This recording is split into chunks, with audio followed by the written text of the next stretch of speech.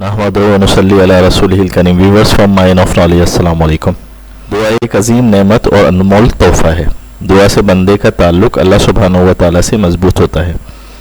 दुआ इस यकीन के साथ मांगनी चाहिए कि ये कबूल होगी और शक में मुब्तला नहीं होना चाहिए। कई मुस्तनद अहादीस में कुछ औकात में की जाने वाली दुआ की कबूलियत की बशारतें सुनाई गई हैं। इन कबूलियत वाले औकात में से एक वक्त बुध के दिन ज़ोहर और असर के दरमियान के औकात हैं। इन औकात में दुआ कबूल होती है। मुस्नद अहमद की हदीस नंबर 14,568 हज़रत जाबिर रदियल्लाहु तआला अन्हु फरमाते हैं, मैं बुध के दिन ज़ोहर से असर के दरमियान दुआ करता हूँ, मेरी दुआ कबूल हो जाती है। आप फरमाते हैं कि रसूलुल्लाह सल्लल्लाहु अलैहि वसल्लम ने मस्जिद अल-फतह में 3 दिन पीर, मंगल और बुध तक दुआ मांगी। बिलाखिर बुध के रोज़ 2 नमाजों ज़ोहर और असर के दरमियान आपकी दुआ कबूल हो गई। दुआ की कबूलियत पर आपके चेहरे अनवर पर खुशी के आसार देखे गए थे। हज़रत जाबिर रदियल्लाहु तआला अन्हु फरमाते हैं, जब भी मुझे कोई अहम मामला दरपेश हुआ करता है तो मैं उसी घड़ी का इंतज़ार करता हूँ, यानी बुध के दिन ज़ोहर और असर की दरमियानी घड़ी का, और उस वक्त मैं दुआ मांगता हूँ तो मेरी दुआ कबूल हो जाती है। अल्लामा हैसमी रहमुल्लाह ने अपनी किताब मजमुअ ज़वाइद में इस हदीस के तमाम रावियों को सक्का करार दिया है। इस हदीस को अल्लामा हसनुल अलबानी ने भी सही करार दिया है। ताहम ये बात जहन में रखना ज़रूरी है कि दुआ की कबूलियत से मुराद ये है कि ये दुआ या तो दुनिया में जो मांगा गया है उसे मिल जाने पर कबूल होती है, या फिर ये दुआ आखिरकार आखिरत के लिए अजीम अजर के तौर पे कबूल कर ली जाती है। और दुआ की कबूलियत में कुछ चीज़ें माने होती हैं, जैसे यकीन की कमी, दिखावा या हराम माल वगैरह। इसी तरह बाज़ औक़ात ऐसे हैं इनमें दुआएं कबूल होती हैं। इन्हीं में से 2 औक़ात का जिक्र तिरमिज़ी शरीफ की हदीस में किया गया है। नबी करीम सल्लल्लाहु अलैहि वसल्लम से पूछा गया, कौन सी दुआ ज़्यादा सुनी जाती है? आपने फरमाया, आधी रात के आखिर की दुआ और फ़र्ज़ नमाजों के बाद की दुआ। यूँ तो दुआ हर वक्त कबूल हो सकती है, मगर कुछ औक़ात और हालात ऐसे हैं जिनमें दुआ के कबूल होने की तवक्का ज़्यादा है, इसलिए इन औक़ात और हालात को ज़ाया नहीं करना चाहिए।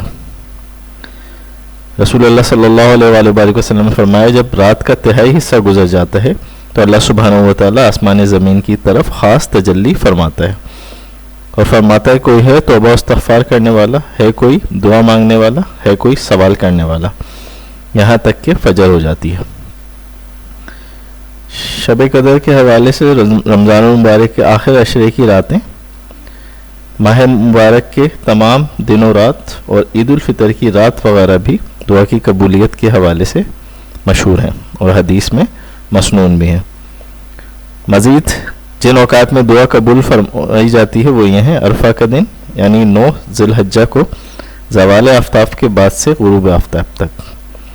इसी तरह मुज़दलिफ़ा में 10 ज़िलहज को फजर की नमाज़ पढ़ने के बाद से तुलूब आफ्ताब से पहले तक, जुम्मे की रात और दिन आधी रात के बाद से सुबह सादिक तक का वक्त दुआ की कबूलियत का वक्त होता है अहादीस के मुताबिक।